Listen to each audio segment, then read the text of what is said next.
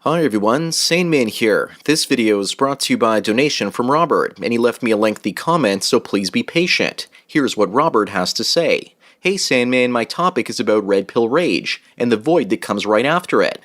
I took my first red pill a few months ago after I saw how women who are taught in life are our equals are actually more equal than we are. I noticed the preferred treatment women get over men since I was a boy, but didn't understand why this was the case. What baffled me was when these same women would defend another woman over a man even though they claimed that they were anti-feminist. It's a great example of how Orwell would put it, doublethink. Orwell's book 1984 talked about how brain-dead females are always loyal to the socialist dictating party that got me thinking about this. Literature like the Bible, Plato's Republic, the Odyssey by Homer, Great Expectations by Dickens, and so many others saw women for what they truly are. It's not a secret. It's hidden right there in plain sight. Men need to open their eyes. Women are only a mystery because we allow them to be a mystery in the first place. During my rage, I tested the red pill philosophy at the worst possible moment. As you noticed, I'm a very outspoken man, who despite knowing the consequences of being outspoken, landed myself in legal trouble because I defended myself against a woman. A woman once again falsely accused me of something that I did not do. This time she accused me of ringing her doorbell and saying delivery, and I told her I did no such thing. She wanted me to come out like a man, so instead of walking away, I was prepared for a confrontation. Being shocked that I would actually do such a thing, she yelled, "Are you really going to hit a woman?" I didn't say this to her, but if she provoked me by attacking me like a man, I would have actually rearranged her face. I told her all she was doing was hiding behind the fact that she had a vagina. I told her that I'm a man and she's a woman, and then I'm ordering her to basically go to her apartment and leave me alone. This didn't work either. I was getting worked up over something I had no control over, so I left the situation and went back to my apartment. I could also hear this bitch yelling from a distance, and I'm glad that she didn't actually wake up my 11-year-old nephew. 20 minutes later, the police, aka the collective army of white knights, came. They asked me what had actually happened. I told them everything. The cops asked me if I had a pocket knife, and I told them that I did. I'm an American and the US Constitution states that it is my God-given right as a man to bear arms. Long story short, I was arrested for assault and battery with a deadly weapon and also possession of a weapon, which is illegal in my locality. I went in front of the female judge, and the prosecutor, who had no evidence that an attack took place, mentioned that I had ranted about women to the police. No bail was set, but I was banned from returning to my apartment because the woman lived down the hall. The police report was based on false narratives that this woman had told them. Oddly enough, there was no detail about the attack. It just started that I attacked her with a knife. The situation seems bad enough, but there were actually cameras in the hallway, and a witness saw the confrontation firsthand. I have a strong defense. It got me thinking, what if there were no cameras or basically no witness? I'd be screwed. I'm over the red pill rage now and await my criminal trial. I didn't encounter the red pill void because, being a self-actualizer, I always have plans on starting a business and enriching myself and doing what I want to do. I wasn't going to get married because of how women effectively are, so I decided to go MGTOW de facto without knowing about red pills and the MGTOW community. I thought I was alone in this philosophy until of late. The red pill makes you see that the almighty woman wants rights without the privileges. Women out there will deny this because women cannot be honest and they're narcissistic. I think men who enter the void do so because their life revolved around the so-called almighty vagina. When the red pill anger stops, men find themselves with two options, it seems. Either be a pickup artist PUA or a MGTOW. I understand why men become PUAs. They see the game is rigged against them, but they still enjoy the comforts of a vagina and soft skin, so they still pursue it without the emotional attachments. It seems to me that playing into this game is part of the problem. What PUAs need to realize is that by playing their game, they're actually validating them. The game is not something invented by men, but by women. So every time a PUA scores, women still get something out of it.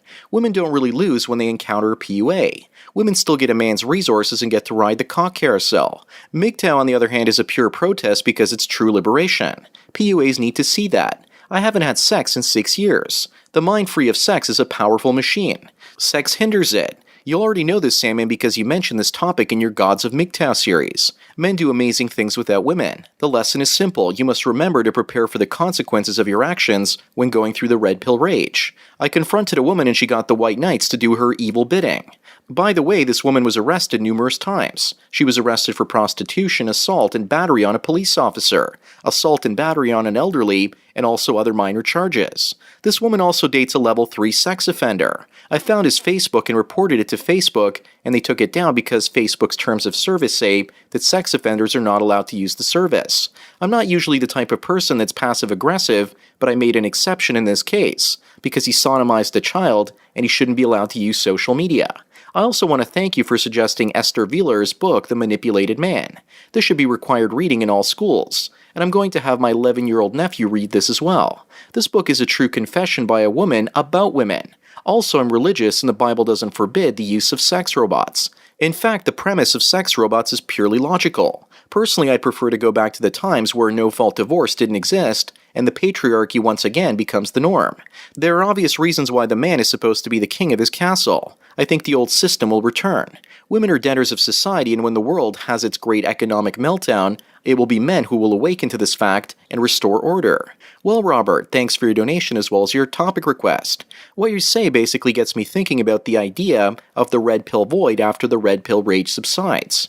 When you're fully in the red pill rage stage, generally you don't want to date women. It's only after the shock and horror of understanding female nature passes fully, and you have a cool, common, unemotional understanding of women, do you finally seek out female validation once again. That's when you either go down one of two different roads, one being bargaining, while the other is more about acceptance. It's like you learn to bargain with the devil, or trick him, or you learn to avoid him completely. Those are the three options: MRA, PUA, or MGTOW. Dealing with women, as you learn, Robert, can be absolute hell, and so you have a few options. Some guys try and bargain with the devil to fill the red pill void, and those are the MRAs. They think they can change the laws and get women to come back to the table and make concessions. But as we all know, women are emotional pranksters, and there's no real way in hell they're going to basically give up their advantages once they have them. The devil loves it when you try and play let's make a deal because the devil can easily go back on his word in most cases. The second option, PUA, is all about trying to cheat the devil, or cheat the woman in this particular case. It's all about getting the sexual relief and touchy-feely, happy joy feelings without paying the price of retail. You still have to wine and dine and give the woman her attention, and she gets to ride the cock carousel so she wins, and I guess you can win to a certain extent as well. If you don't get married, but if you actually play the PUA game long enough, the house always wins. Because you might fall in love accidentally and stick it out, and the next thing you know, you're getting married and having a child. You can't cheat the devil and get revenge because women are incredibly patient when it comes to snagging a man. Finally, we come to MGTOW, where you leave hell altogether if you ghost or you banish the devil from your life entirely. The devil still wants your soul but can't get access to it, so effectively you've won the game. This is because you've chosen not to play the game, but at the same time, you're in a sort of purgatory, where at first it takes a long time to be happy. Also, I've given everyone three options, and sometimes a person can become an MRA and a MGTOW at the same time, like I was when I started my journey. I was trying to take on many different things with the hopes of filling the void that started up slowly after taking the red pill. Eventually, in 2015, I started dating again and thought that I could be in a long-term relationship while at the same time going my own way. I even convinced myself that there might be a woman out there willing to co-parent with me and have a relationship while we both lived apart. I went back to bargaining but learned that I couldn't bargain effectively because the moment I fell in love and started having sex, my judgment became clouded. Women know that if men try and bargain by being MRAs or trick women by being PUAs, men will eventually get captured by the woman and his brain will get scrambled and conquered. As for your story, Robert, you obviously took the red pill rage way too far. What saved me from mistreating women poorly when I learned about the red pill and female nature was to have an outlet and take part in some activism both online and offline. I saw the value of being both an MRA as well as a MGTOW. The PUA option really wasn't for me because I've always been pretty much a serial monogamist. I've never been a fan of having a variety of different women. I was almost always happy with being with just one. As for your story, Robert, I hope that you don't end up going to prison or jail because of carrying a pocket knife. The police and judicial system are trained to see women as the victims and men as the monsters. Do you really think that the prison industrial complex doesn't bribe police departments all over the world to arrest men and throw them in prison to steal taxpayer dollars from men that are still free?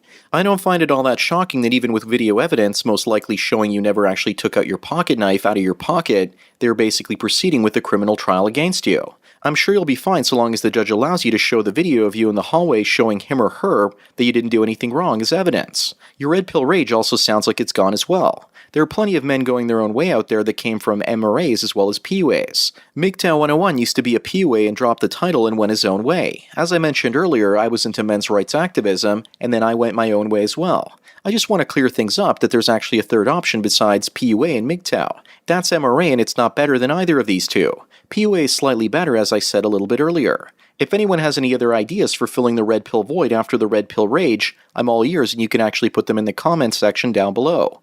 Women want men to bargain with the devil because the devil always wins. But sometimes men need to wean themselves off of women and date for a while to see the dating world for what it really is. If that means dating for a while to see what happens to your mind after you take the red pill, then so be it.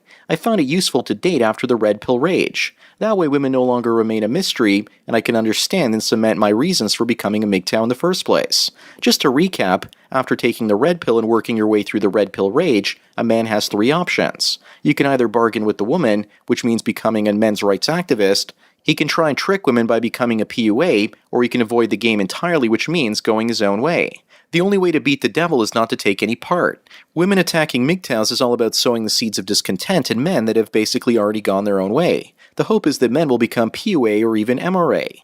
You always notice how women are discussing how they want to support the MRA right now, while before they didn't. They know that so long as you're trying to bargain with them, they can take advantage of that. But if a man walks away completely and his mind is made up, most women will walk away because it requires too much effort to get him to turn back into a pussy beggar. Anyways, that's all I've got to say for today. Thanks again, Robert, for your donation and your topic request. Don't forget to smash the like button and check out the MGTOW mystery link. As for everyone else out there, please follow me on Twitter or like me on Facebook to get tomorrow's video today.